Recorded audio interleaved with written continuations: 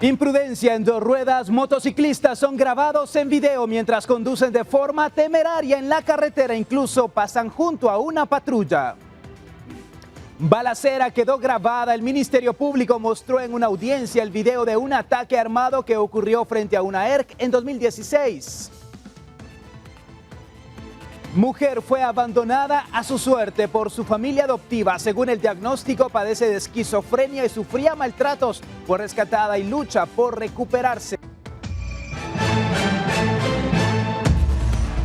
Miércoles 4 de septiembre, gracias por estar con nosotros aquí en Impacto Directo por Guatevisión. Soy Alexis Ponce, me da muchísimo gusto poder saludarle y doy la bienvenida a nuestros panelistas. Hoy nos acompaña Malena Flores, politóloga, Germán Galindo, licenciado en Relaciones Internacionales, Rodrigo El Chicote Martínez, comediante, y Roger Ruiz, abogado.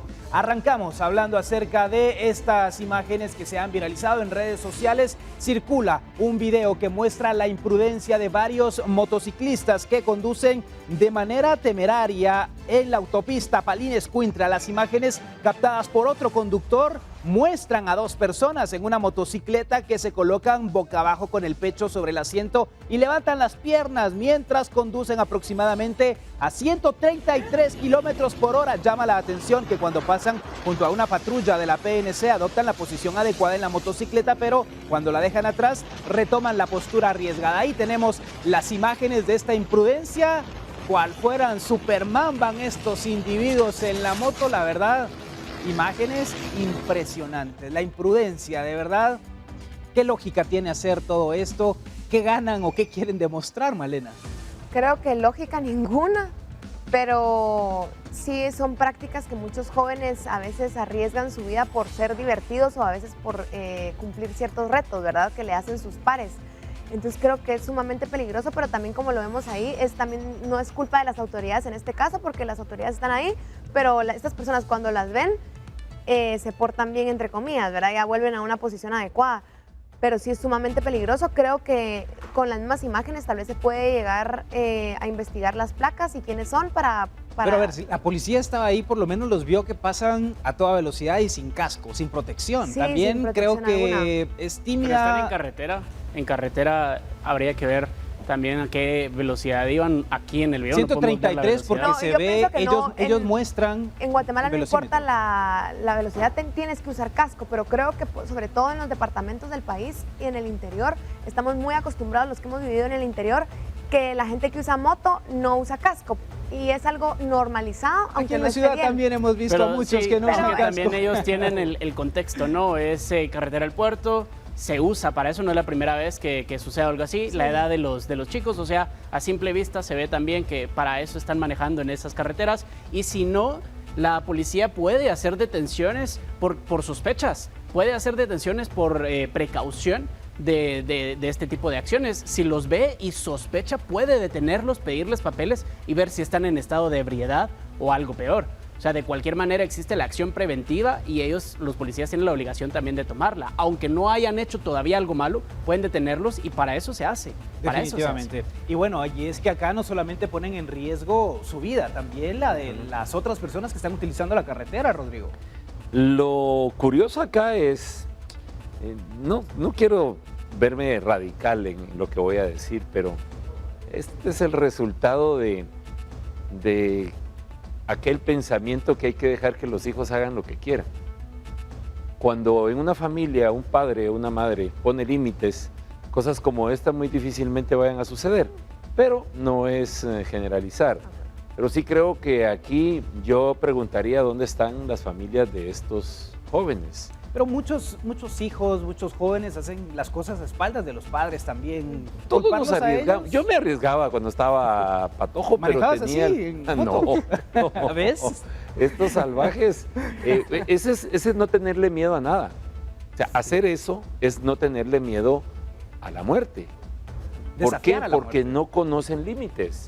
Y nadie en algún momento les puso límites. Se los va a poner allá, por ahí se ve donde está la señora aquella con una gran hoz viéndolos pasar, ¿verdad?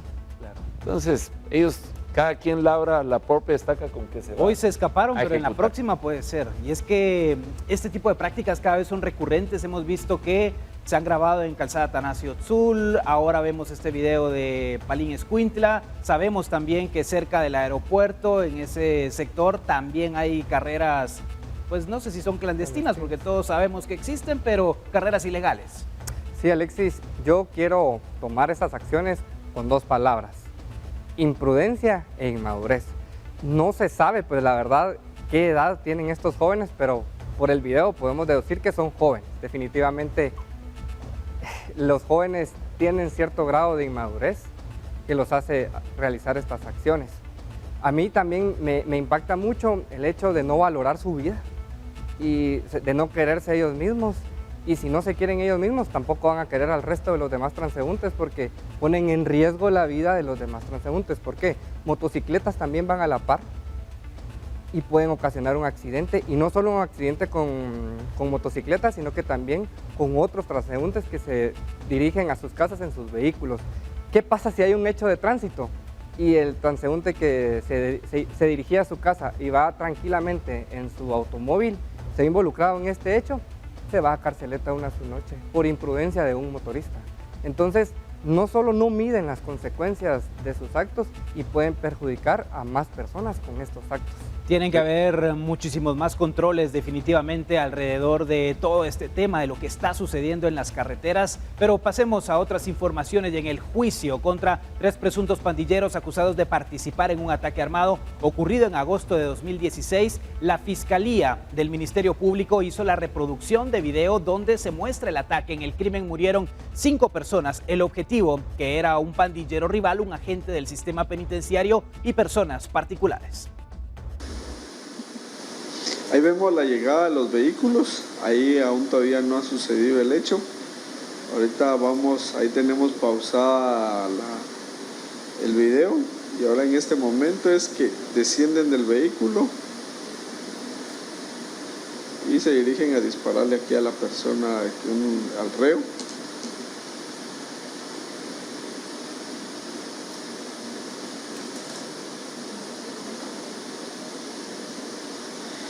Se logra observar, según la apreciación desde el ángulo, que el objetivo, digamos, o en este caso el privado de libertad, seguía siendo atacado. Imágenes que nos muestran la manera particular en la cual actúan estas estructuras criminales. 5 personas fue el saldo a lamentar de los fallecidos en este hecho ocurrido en 2016, Rodrigo. Fíjate que lo curioso es que se vuelve a repetir una situación que ya hemos visto en escenas muy recientes, donde los vehículos con total impunidad se mueven y de pronto veíamos la vez pasada, estábamos hablando de que vehículos que ya tienen denuncias siguen circulando. Entonces, ¿qué pasa con esas investigaciones? Hoy, gracias a las cámaras, pues podemos observar detenidamente qué fue lo que pasó ahí, contra quién iba dirigido. Pero creo que ya nuestra sociedad pues ya cayó en un... No le ponemos a eso asunto, ya no nos altera ver una situación así, ya lo vemos como muy normal, y eso ya es una decadencia de la sociedad. Eso es muy grave, Roger, el que hayamos llegado a ese extremo de normalizar muchas veces lo que sucede, porque todos sabemos que de pronto un familiar, un vecino, alguien conocido ha sido víctima de extorsiones o, en el peor de los casos, de violencia. Sí, es que va a estar normalizado, Alexis, porque son noticias que vemos todos los días. Podemos decir que es nuestro pan diario ver estos hechos delincuenciales todos los días. Entonces, ¿qué pasa? Si día a día suceden estos actos, pues nos vamos acostumbrando. Como cualquier persona y como sociedad estamos acostumbrados. La situación acá es el día que Dios no quiera le toque a un familiar o a alguien cercano, ahí sí lo vamos a lamentar y vamos a exigir justicia. Sí me llama la atención el ver que desde 2016 está este caso y ahorita vamos por 2024. Es demasiado tiempo. 8 años. 8 años. Exactamente, 8 años. ¿Qué está pasando? Y va rápido. Sí, justicia. Alexis, bueno, más allá de la normalización, estaremos de acuerdo en que qué hacía un pandillero, que yo entiendo que se les atiende al hospital, ¿por qué se hace por la misma entrada? ¿Por qué pasan por la misma entrada a la par de la gente sabiendo que es un peligro y es un riesgo estar cerca de esta persona porque lo están buscando, por ejemplo? O porque lo pueden estar buscando para precisamente cometer este delito. ¿Por qué no existe una entrada? Si bien ya dijimos, bueno, van a atender a los pandilleros en los hospitales donde atienden a la gente que paga impuestos y a la gente que necesita medicinas y necesita operaciones, entonces ¿por qué los hacen encima pasar por la misma entrada? No entiendo, no hay otra entrada, no hay otra forma más segura. Yo creo que cualquier licenciado dentro de estas instituciones con una hora de cranear puede inventar allí otra forma, otro sistema de ingresar a los reos, sobre todo que son de máximo riesgo, a este lugar donde hay tanta gente, ¿ves? Me parece ridículo. Y hemos visto situaciones como Hospital Roosevelt, acá es la unidad de atención al paciente renal crónico y es el mismo patrón. Van en busca de quienes en algún momento han sido los rivales para liquidarlos en situaciones donde hay personas inocentes. Sí, correcto, pero yo estoy muy de acuerdo con la línea que está tomando Germán ahora, en el que esto es algo que se puede definitivamente prevenir. Si ya se sabe que estas personas probablemente son buscadas, que probablemente sean un target para la pandilla rival, entonces tienen que entrar por otro espacio. ¿Por qué? Porque ponen en peligro la vida de muchísimos guatemaltecos y guatemaltecas que se encuentran buscando atención médica, ¿verdad? Y en este caso, pacientes renales que generalmente son pacientes que se encuentran en situaciones delicadas, débiles, y entonces vivir también esos estreses definitivamente les afecta y eso es algo que se ve mucho. Pero si en los hospitales ni siquiera existe una sala de espera, ¿creen ustedes que se van a preocupar por hacer una entrada? Se vuelve a repetir un fenómeno también con esto, perdón la interrupción, pero veíamos en semanas anteriores lo de la emergencia de los hospitales nacionales, donde se le da prioridad a reos, los ingresan de una vez, entonces aquí nos encontramos con una dualidad de ideas, con un problema donde algunos dicen, pero que hagan su cola igual que los demás. Eso sería lo justo. Pero tenerlos ahí es un riesgo también. Pero tenerlos ahí es un riesgo. Entonces lo ideal es que los ingresen de una vez, los atiendan y fuera, pues. Incluso yo he tenido conocimiento por colegas que de cajón se les pone un licenciado, como decía Germán, un abogado que los acompaña cuando entran al hospital y velan porque se les cumplan todos sus derechos ahí adentro. Imagínate, es que eso suena en este país y en este sistema hospitalario, eso suena a lujo. O sea, ¿qué? Tengo que ser reo para que me acompañe alguien para que vea mi seguridad, porque el guardia de seguridad está ahí para velar por la seguridad de esta persona. Y encima tengo acceso a un licenciado para ver que se cumplan mis derechos. Respeten tus derechos. ¿Qué tipo de privilegio tienen estos ciudadanos? Imagínense eso, increíble, parece que vivimos en otro país. No, hombre, vamos a la pausa aquí en Impacto Directo. Ya regresamos en breve con más de la plática.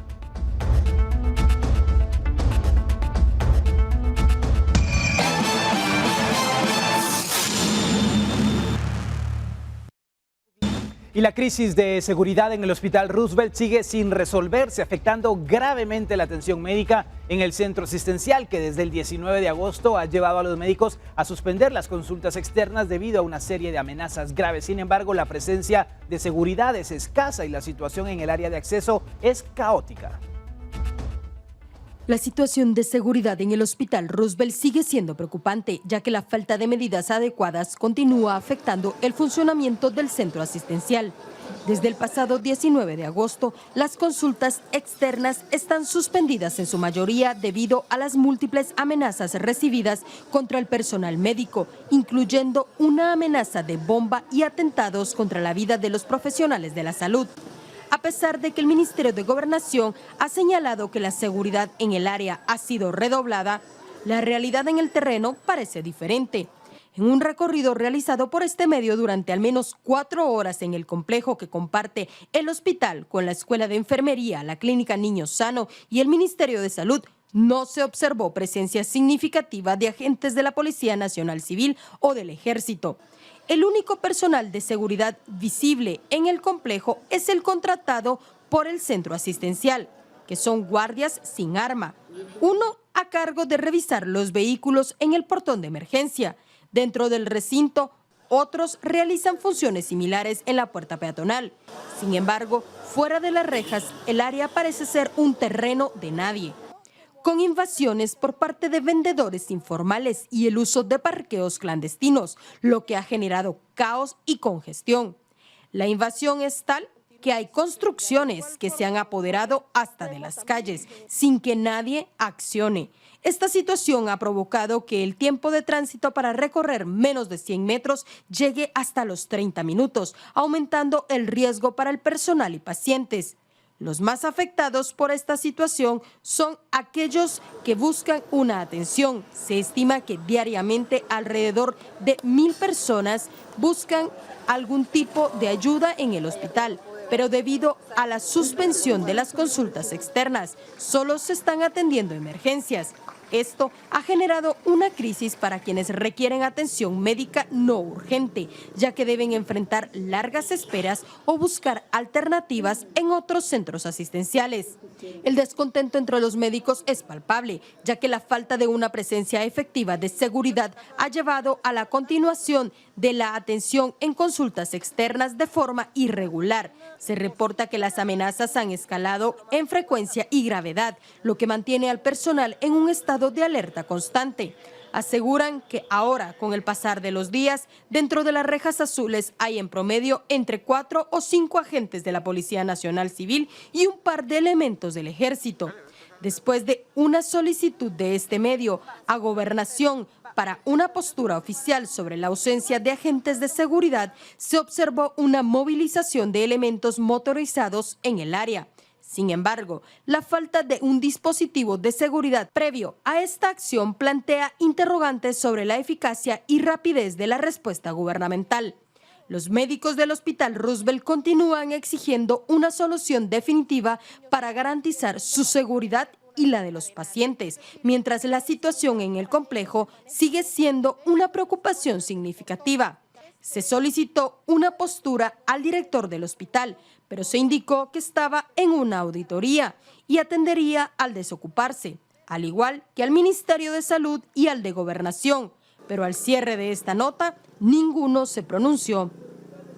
Con imágenes de Óscar Vázquez, reportó Andrea Domínguez.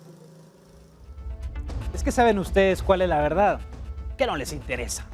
Es la verdad, no les interesa. ¿Cómo es posible que desde el 19 de agosto hasta hoy no tengamos una solución a la atención a los pacientes? ¿Y este es un mercado o es un hospital, Malena? Porque vimos que es imposible caminar ahí. Creo que es definitivamente tierra de nadie, la gente hace lo que quiere. ¿Por qué? Porque las autoridades no se apersonan, no se hacen presentes y es pueblo de gente sin que no hay ley. Entonces cuando no hay ley, la gente transgrede constantemente. Porque hasta construcciones sí, es que es como un desorden y es una barbaridad que las personas no tengan solución. Y también me parece que hay que resaltar que las autoridades ni siquiera atienden cuando se les llama, que debería de saber estas personas que es su obligación dar la cara, presentar cuál es el plan de acción que piensan hacer, porque las personas no pueden continuar sin atención a la consulta externa. También nos ponemos en el lugar de los médicos que muchas veces tienen miedo y reciben amenazas, ¿verdad? Entonces también es de barajar esas opciones, pero definitivamente tienen que haber autoridades, tiene que haber ejército, tiene que haber policía y tienen que presentar soluciones lo más rápido posible, ¿verdad? Y es que muchas veces lo hemos dicho, Germán, y puede sonar de verdad irónico, pero es prohibido enfermarse en este país. Es prohibido enfermarse, es prohibido pasar parte de tu vida estudiando y ser médico, es prohibido. Un montón de cosas en este país son prohibidas, incluso porque mucha gente dirá, bueno, es que hay mucha gente de esas que se pone a vender afuera, que no tiene otro medio de vida. Yo ni siquiera me iría tanto en enfocarme en esas personas. Yo diría, siempre al final las autoridades tienen que encontrar una manera de poner un sistema que funcione para que todo lo que suceda ahí suceda de manera ordenada. Obviamente al final lo que más importa es la seguridad. Vemos que incluso cuando los médicos se ponen de acuerdo en no atender, aún así siguen recibiendo amenazas, varias amenazas. Habría que ver también quién está investigando de dónde vienen estas amenazas, porque a lo mejor si vamos a la raíz del problema, que son de dónde vienen las amenazas, tal vez no nos enfocamos tanto después en esto, pero realmente no veo ninguna solución. Llevamos semanas hablando de esto, se ve exactamente igual, aunque la nota diga, vemos 1 o 2 efectivos de seguridad, yo no veo seguridad allí. Yo no veo seguridad. Llega un comando seguridad. armado y definitivamente que Nada, no van a poder nada. hacer absolutamente nada. Ah. Roger, ayer que estabas con nosotros platicábamos del caso de Argentina, que por esta misma paralización en la atención y que se han pospuesto las citas, no ha sido atendida. El caso de Argentina es igual al de muchísimos guatemaltecos. Sí, lamentable seguir viendo, 19 días después, 15 días después, que no hay elementos policiales, no hay respuesta. No tenemos respuesta del Ministerio de Salud, de Gobernación, de la Policía Nacional Civil. Ninguna institución se pronuncia debidamente sobre qué está pasando. No tenemos también información sobre las amenazas de muerte y de bomba, cómo van esas investigaciones. No sabemos qué hay detrás, porque seguramente no conocemos qué está pasando, pero alguna intención hay detrás, y eso es lo que hay que averiguar para que los guatemaltecos, que son al final los que sufren, como decías, está prohibido enfermarse, porque Prohibido enfermarse. cuánta gente no está siendo atendida. El caso de ayer que nos partió el corazón, entonces cuántos guatemaltecos están sufriendo esas mismas circunstancias y lo desconocemos. Entonces, yo lo he reiterado en programas anteriores, que tanta burocracia existe en nuestro país para que las autoridades o el Ministerio de Gobernación mande elementos policiales. ¿Qué tanto les cuesta? Sí, Entonces, dar una orden y decir, vayan y exactamente, párense ahí. La exactamente. peor desgracia que Entonces, nos ¿qué hay puede detrás? ocurrir como ciudadanos es caer en estos hospitales. Ah, tremendo. Pero fíjate que eso me lleva a hacerme una pregunta. ¿A quién le conviene esta situación? No sé si allá en casa se lo pueden preguntar. ¿A quién le está conviniendo esto? Porque te digo algo, cerrar unas instalaciones de atención médica que supuestamente son gratuitas, pues yo creo que a alguien le está conviniendo. Lo digo esto porque, mira pues, ¿cuántos años tiene el Roosevelt? Está arribando a 73 años. ¿Cuántos hospitales Roosevelt más hay en Guatemala de 73 años para acá? ¿Cuántos hospitales nacionales se han inaugurado, al menos en la capital? ¿Cuántos? Decime cuántos. No hay. Y si hay, han sido como un barejonazo aquí, Pero otro sigo sin barejonazo entender allá. a quién le conviene. Y entonces, yo me pregunto, ¿a quién le conviene esta situación? Y voy a hacer una analogía. ¿Por qué los gobiernos no construyen carreteras nuevas? ¿Por qué no tienen el sistema vial bien fundamentado, bien construido? Porque eso le abre el espacio a que empresas privadas hagan carreteras privadas. Quiero pensar mal de esa manera, pero lo mismo pasa con el sistema de salud. Una mala atención, ¿qué hace? ¿Qué provoca a la gente cuando no es bien atendida? Busca otras alternativas. Busca lo privado, busca otras alternativas, porque la gente quiere curarse. Pero es gente aunque que se no endeude. puede pagar lo privado. Exactamente. Pero o sea, mucha ¿cómo le gente va a que se venir? endeuda también por ir a pagar esos servicios, Es porque verdad. ocurre, son historias Estoy reales. de acuerdo, pero yo no creo que esto realmente le esté generando ingresos que valga la pena, digamos, a los hospitales privados o a la zona. Pero tal vez ¿Será intereses que no? personales Claro. individuales, sí, ¿Será porque que no? recordás que platicábamos hace unos días cuando también hablábamos de este tema, que el área administrativa denunciaba que los médicos estaban sacando medicamentos que enviaban a los pacientes a sus clínicas privadas. ¿A alguien le conviene? Pero todo eso ha pasado sin que se cierre el hospital. Ahora no hay atención médica externa, no hay. Por eso está Yo no cerrado, creo que porque eso sea tal vez le dicen, significativo al para los al hospitales paciente, privados. no le puedo atender Pero aquí, pero le llegue a mi atiendo en clínica. Ahí sí le voy a Llegue mi atender. clínica. Y usando insumos del hospital público. Sí, puede ser. A ver, Pero sí. fíjate que Yo creo que sería ponerle el dedo a los médicos, que yo creo que son de los primeros afectados. Pero esa es la de todo esto. denuncia que hicieron. Yo Es solo una estoy denuncia diciendo real. lo que denunciaron los administrativos del Hospital Roosevelt. Pero es que ahí hay un detalle. Mira, pues, lo estamos observando desde nuestras plataformas, desde nuestro muy particular punto de vista. Habría que ir a hospitales privados, clínicas privadas, y ver las colas que hay de gente para irse a hacer un tratamiento, un examen, un laboratorio. Es increíble la cantidad de gente que Sí, llega y hay. se ve que es gente de escasos recursos. ¿Qué hace la gente? Endeudarse. Entonces, ¿a quién le conviene la deuda? Definitivo. Siempre, en toda Muchas crisis interrogantes. siempre hay un interés de por medio. Ojalá que no sea así en esta situación que se está dando, y entendemos perfectamente a los médicos, su seguridad, sobre todo el estar bajo constantes amenazas y no poder prestar los servicios de la manera que se espera, pero hay una denuncia también acerca de irregularidades que va en contra de ellos, así que esperamos que puedan dar su Pero eso postura viene de las respecto a esto. autoridades. Vamos a la pausa, ya volvemos.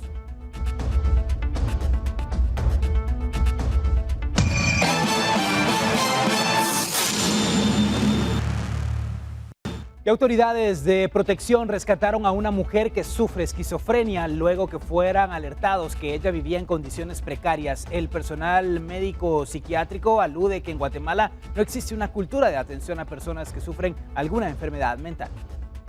No hay ninguno que pregunte por mí, cómo seguí. Me vienen a ver, de que me trajeron para acá.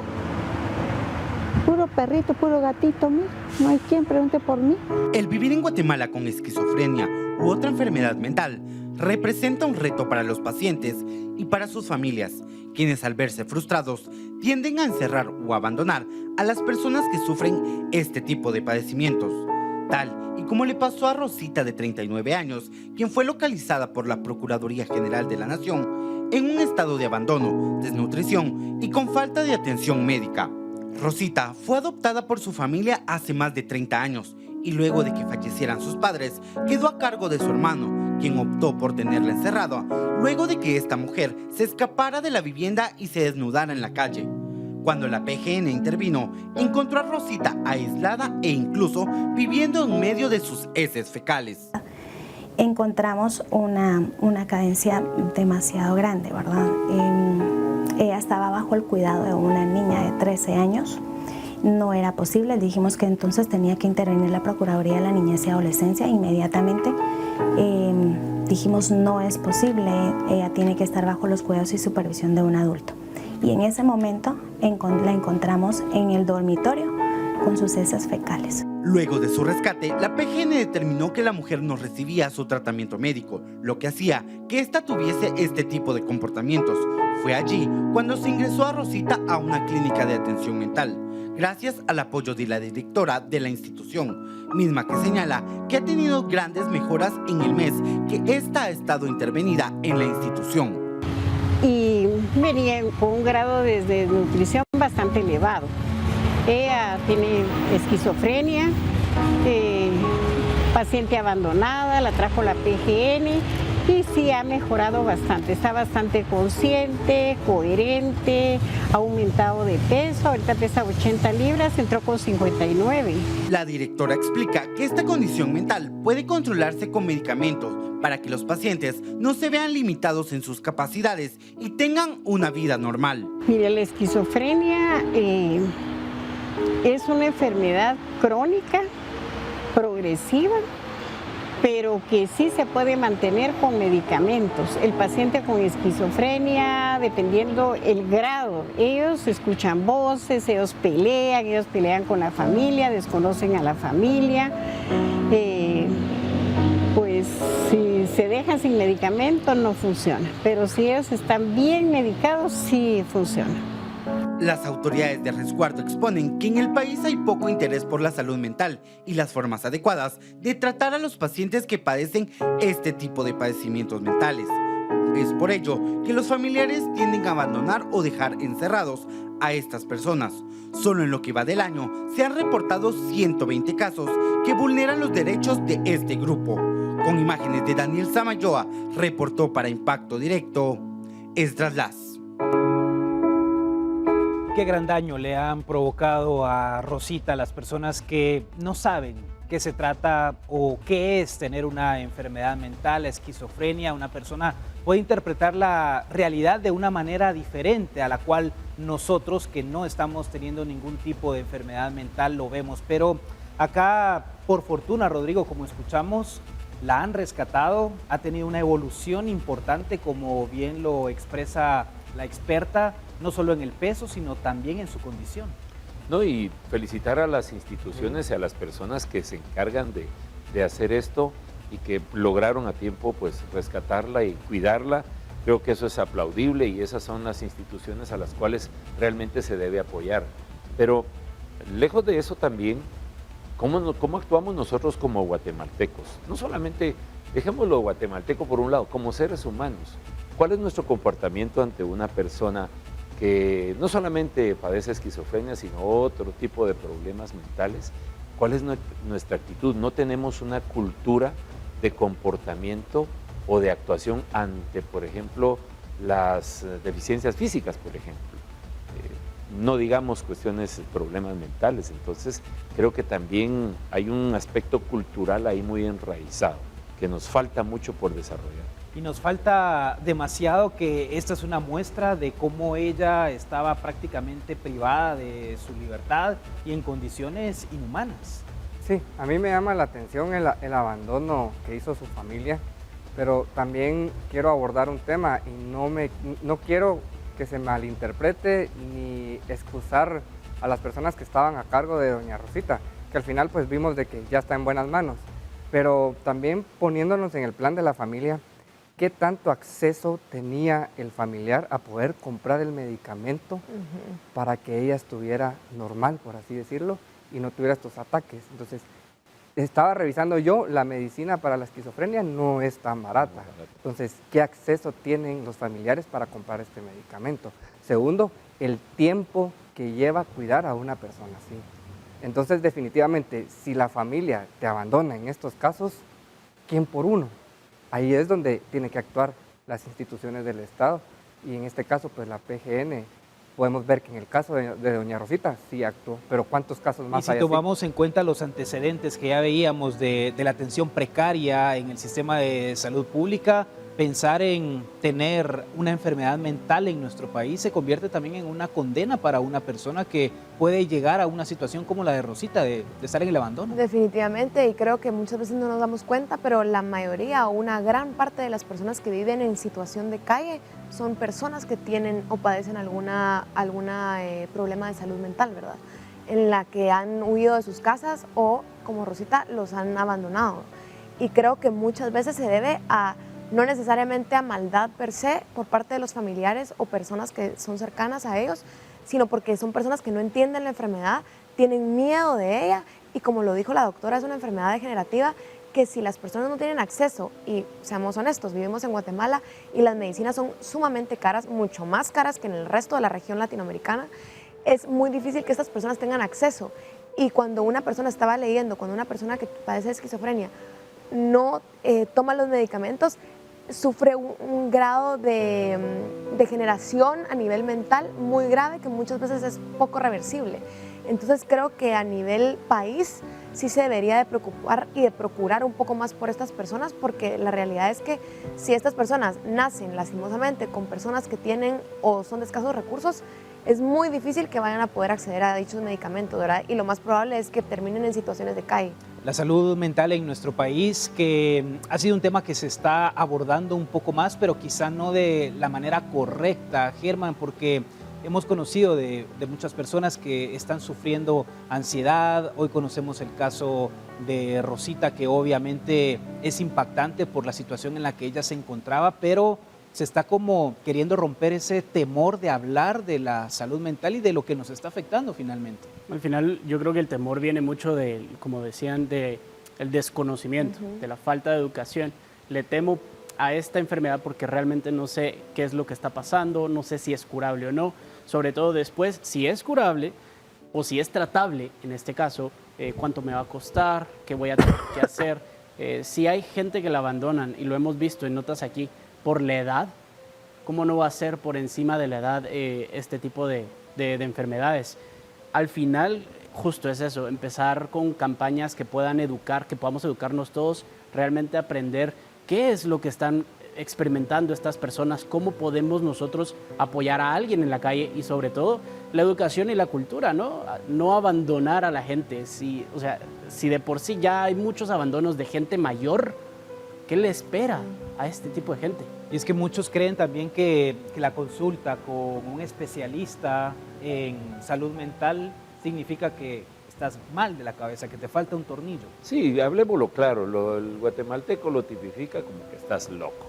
Estás loco. Simple y sencillamente, ¿verdad? Y muchos no vamos al psicólogo porque yo no estoy loco, ¿verdad? Creemos que el psicólogo es alguien que nos va a detectar algún problema de descomposición mental, pero sí creo que, segundo lo que dicen mis colegas acá en el panel, y es que ese apoyo, no solamente del gobierno, sino nosotros como guatemaltecos, pero lo que pasa es que no es nuestro caso.